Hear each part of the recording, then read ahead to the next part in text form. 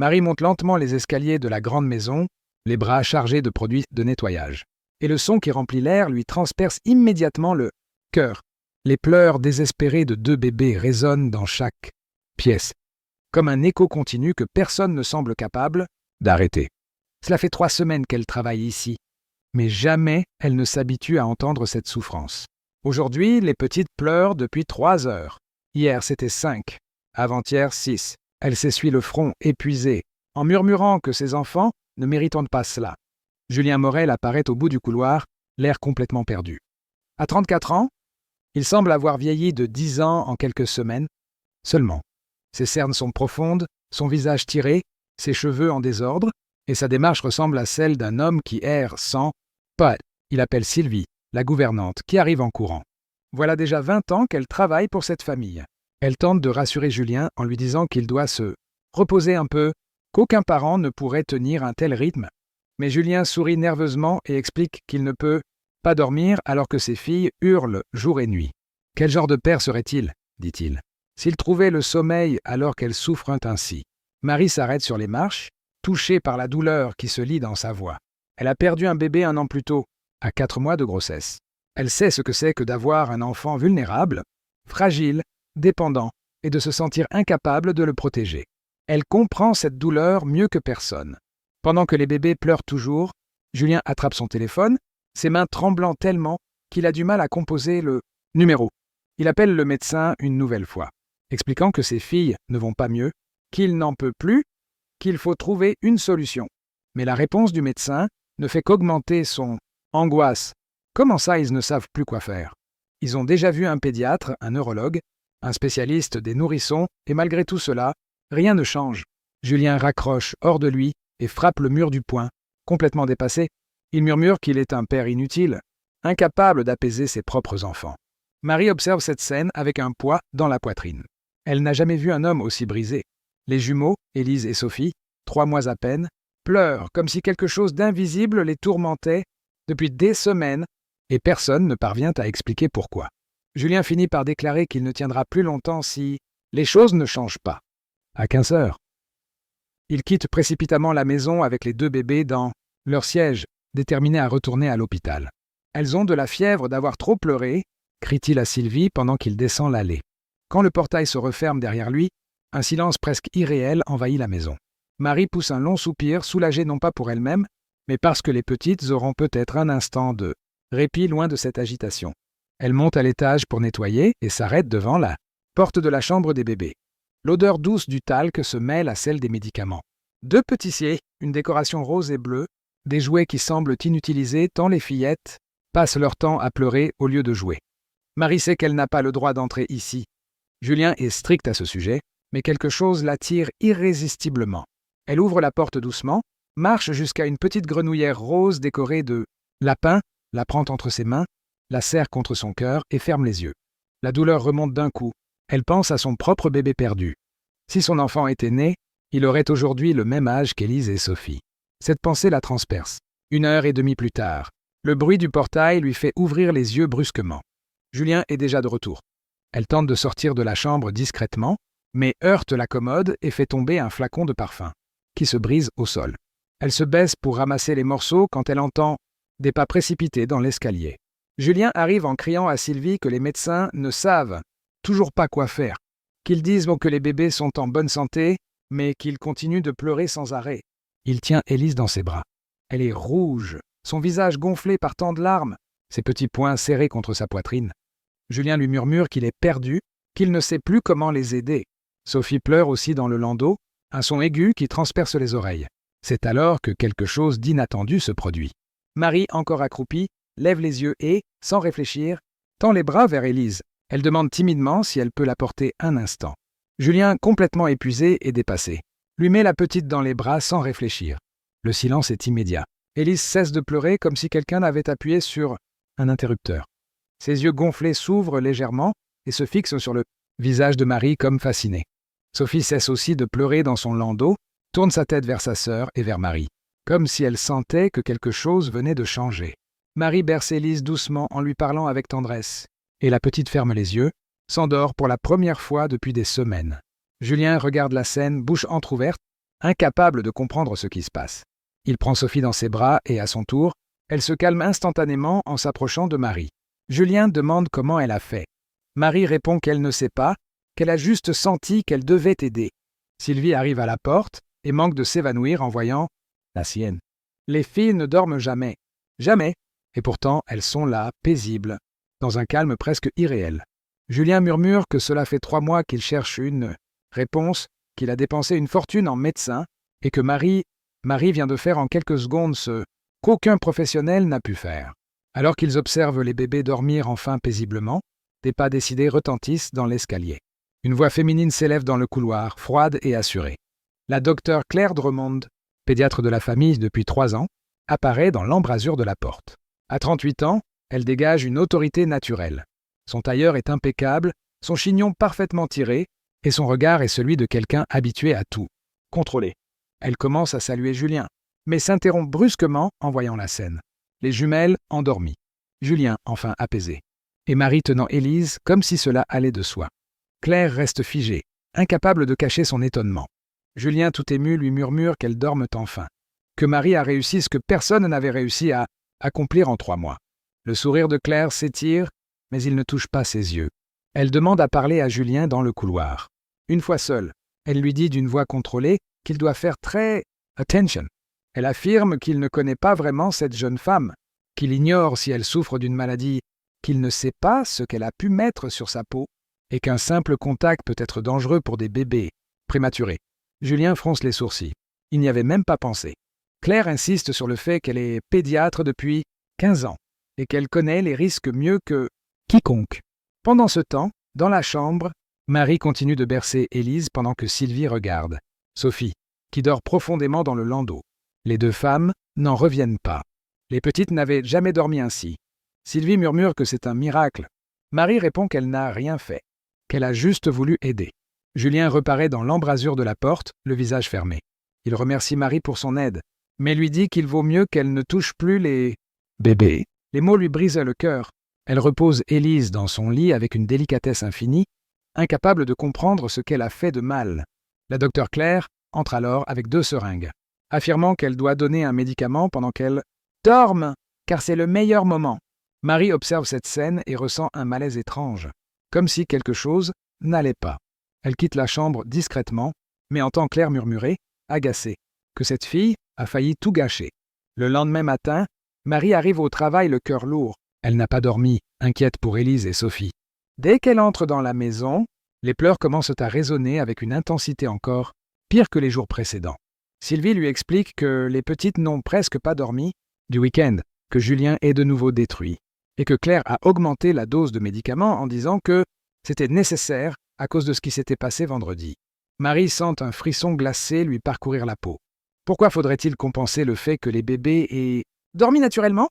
À cette heure précise, Claire arrive, encore plus sérieuse que d'habitude. Elle demande à voir Marie dans le couloir et, d'une voix sèche, lui interdit de toucher aux enfants. Elle lui reproche d'avoir perturbé l'état fragile des petites, affirme qu'elle transporte des germes, des parfums, des produits de nettoyage, et que tout cela pourrait provoquer des infections graves. Marie reste muette, humiliée. Claire conclut que si elle la surprend encore une fois dans la chambre des bébés, elle demandera à Julien de la renvoyer. À l'intérieur de la chambre, Claire sort une seringue contenant un liquide transparent qu'elle injecte discrètement dans la bouteille d'Élise.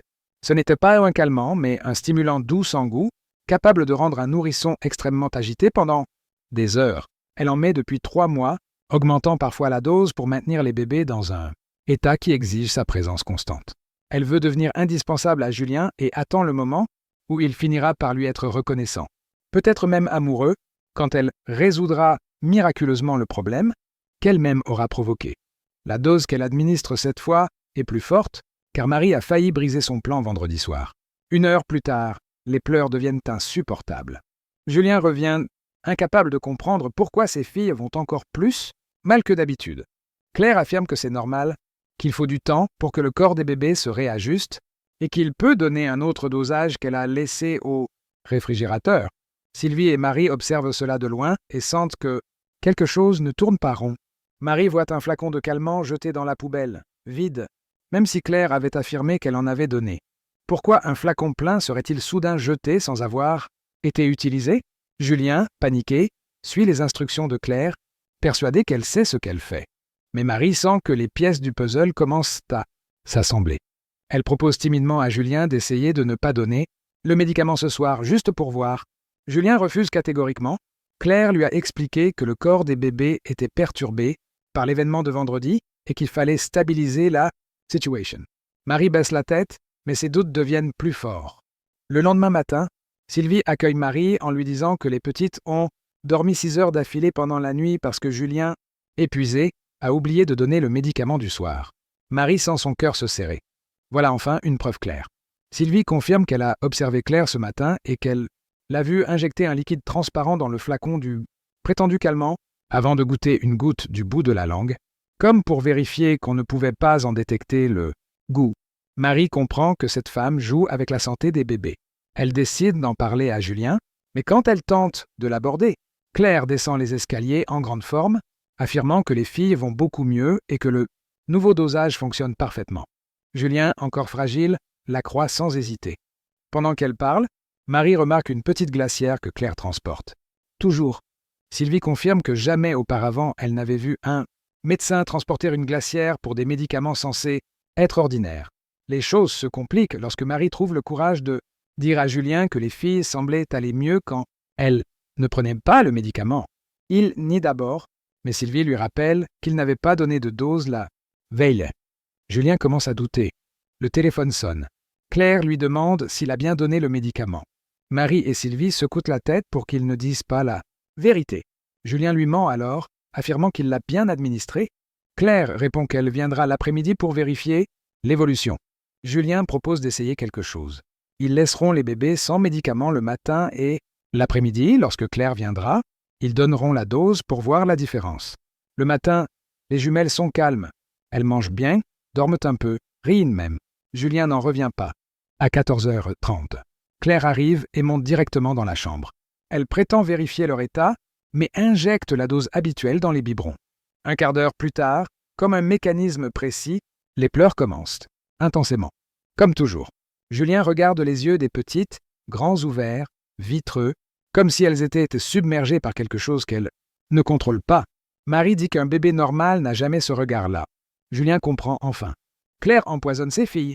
Il décide d'appeler un autre médecin. Le docteur Augustin accepte de venir. Pendant ce temps, Marie observe Claire espionner la maison depuis le jardin. Sylvie bascule dans la panique. Claire a compris qu'il doute d'elle. Juste avant l'arrivée du docteur Augustin, la police appelle Julien pour lui dire qu'ils ont reçu une dénonciation anonyme accusant une employée, Marie, de droguer les bébés avec des médicaments non autorisés. Julien est bouleversé. La police arrive. Claire se présente avec un air de gravité parfaite, exhibant un flacon contenant un médicament contrôlé qu'elle prétend avoir trouvé dans les affaires de Marie. Elle montre même une fausse ordonnance prétendument écrite par Marie. Personne ne la remet en doute, car elle est sa médecin et parle avec assurance. Marie nie tout, mais la police l'emmène. À la prison, sa mère la renie, les médias la condamnent, et personne ne croit à son innocence. Pendant ce temps, les bébés s'aggravent. Ils font des convulsions, développent une forte fièvre. Claire affirme que c'est dû à l'arrêt du médicament, qu'il s'agit de sevrage. Julien est brisé et perdu. Mais un détail manque à Claire. Au bout de quelques jours, sans médicament, les bébés commencent finalement à aller un peu mieux. Leur fièvre baisse. Leur agitation diminue. Les médecins découvrent la présence d'amphétamine dans leur sang. Seuls les professionnels de la santé ont accès à une telle substance. Julien comprend enfin tout et exige des explications. Claire nie, puis panique, finit par tenter de s'échapper, avant de craquer sous la pression. Elle avoue avoir administré des doses depuis 2 mois. Persuadée qu'en étant indispensable, elle gagnerait l'amour de Julien, elle s'effondre en disant qu'elle voulait seulement qu'il l'aime. Julien, révolté, exige sa mise en arrestation immédiate. Il quitte le commissariat pour aller chercher Marie, enfermée depuis des jours pour un crime qu'elle n'avait pas commis. Lorsqu'elle sort, elle ne peut même pas sourire. Elle lui dit qu'il a détruit sa vie, que sa propre mère lui a tourné le dos, que le pays entier la considère comme un monstre. Julien demande pardon, mais elle dit qu'elle a besoin de temps. Peu à peu, pourtant, elle accepte de revenir s'occuper des bébés. Mais à ses conditions. Elle ne vit plus dans la maison et ne parle pas de sujets personnels. Elle est professionnelle et distante. Les bébés, pourtant, s'épanouissent à nouveau. Elle sourit, dorment, mange, joue. Julien remarque que Marie fait des cauchemars, qu'elle tremble parfois, que la police lui rappelle un traumatisme profond. Il tente de l'aider, mais elle refuse sa compassion. Et pourtant, au fil des mois, quelque chose change. Elle recommence à lui répondre normalement. Elle retrouve un peu de lumière dans le regard. Sa mère revient et demande pardon. Lentement, une paix fragile renaît. Julien, quant à lui, réalise qu'il admire Marie, sa force, sa douceur, la manière dont elle protège les filles. Elle est devenue un pilier dans la maison, un pilier dans leur vie. Il commence à éprouver des sentiments plus profonds, mais n'ose pas les exprimer. Le jour de l'anniversaire des 6 mois des jumelles, il organise une petite fête. Marie y sourit pour la première fois depuis longtemps. En la regardant, Julien comprend qu'il est tombé amoureux d'elle. Ce soir-là, quand il lui dit qu'elle est belle, elle détourne les yeux, non pas par timidité, mais par peur de croire de nouveau en quelque chose qui pourrait la briser. Au fil des semaines, la relation entre Marie et Julien change doucement. Ils parlent davantage, d'abord des jumelles, puis de leur vie, de leur passé et de leur peur. Julien découvre la sensibilité derrière la force de Marie, et Marie découvre la patience et la douceur d'un homme qu'elle avait d'abord perçu comme brisé. Une confiance fragile se reconstruit entre eux, ligne après ligne, jour après jour. Un soir, alors que les jumelles tentent de se mettre debout pour la première fois, soutenues par la table basse, Julien observe la scène avec une émotion qu'il n'essaie même plus de cacher. « Elles grandissent si vite », dit-il en souriant. Elles essaient même de parler. Marie sourit doucement. « Élise a dit maman l'autre jour, mais ce n'était sûrement que des sons, ajoute-t-elle pour ne pas espérer trop vite. Mais Julien, lui, a vu le regard de la petite. Ce n'était pas un hasard. Soudain, Sophie répète le même son, en fixant directement Marie. Julien voit les larmes monter dans les yeux de la jeune femme. Les 2 petites la reconnaissent. Poisse. Elles l'appellent Mama, sans même comprendre qu'elles viennent de lui donner le plus beau des cadeaux. Julien lui murmure alors que cela prouve qu'elle est bien, plus qu'une simple employée, qu'elle est celle qui a sauvé ses filles, celle qui a veillé sur elles quand lui-même doutait de tout, même de ses propres choix. Cette nuit-là, alors qu'elles s'endorment enfin, après une longue journée, Julien avoue timidement à Marie qu'il est tombé amoureux d'elle. Elle reste immobile, presque paralysée par la peur. Elle lui dit qu'elle ressent quelque chose aussi, mais que son cœur a été brisé trop de fois pour croire facilement à un avenir. Elle a peur de tout perdre encore une fois, peur de retrouver la douleur qui l'a marquée si profondément. Julien ne cherche pas à la convaincre. Il lui répond simplement qu'il est prêt à attendre, qu'il ne veut rien forcer, qu'il veut seulement qu'elle sache qu'il sera là, quoi qu'il arrive. Cette réponse touche Marie plus qu'elle ne l'avoue. Au 8e mois des jumelles, alors qu'elles essaient toutes 2 de marcher, soutenues par les meubles, un moment décisif arrive. Marie les regarde en riant, encouragée par leurs petits pas maladroits. Julien la regarde, elle. Il voit la lumière revenue dans ses yeux, sa douceur, sa force. Il lui dit qu'il l'aime vraiment, qu'il l'aime pour qui elle est, et pas pour ce qu'elle a traversé. Il lui dit qu'elle est la preuve vivante qu'on peut renaître, même après avoir été détruit. Cette fois, Marie ne détourne pas les yeux. Elle lui répond qu'elle a envie d'essayer elle aussi, même si la peur est encore là. Elle veut croire en quelque chose de beau. Elle veut croire en lui. Les mois passent et leur relation se construit doucement, patiemment, sans brusquerie. Julien l'introduit à sa famille, qui l'accueille d'abord avec réserve, puis avec admiration lorsqu'elle découvre tout ce que Marie a fait pour les jumelles. Sylvie, toujours fidèle au poste, devient presque une confidente. La mère de Marie, réconciliée avec sa fille, apprend à connaître Julien et voit combien il respecte Marie. Tout s'aligne enfin. 1 an après que tout a commencé, une cérémonie simple a lieu dans le jardin de la grande maison. Le même jardin où les jumelles ont fait leurs premiers pas. Le même jardin qui a été témoin de leur renaissance. Familial. Julien et Marie s'y tiennent, vêtus simplement, entourés de Sylvie, de la mère de Marie, et de quelques proches. Élise et Sophie courent en riant autour d'eux, leurs petits pas rapides et instables, ajoutant de la vie à chaque coin du jardin.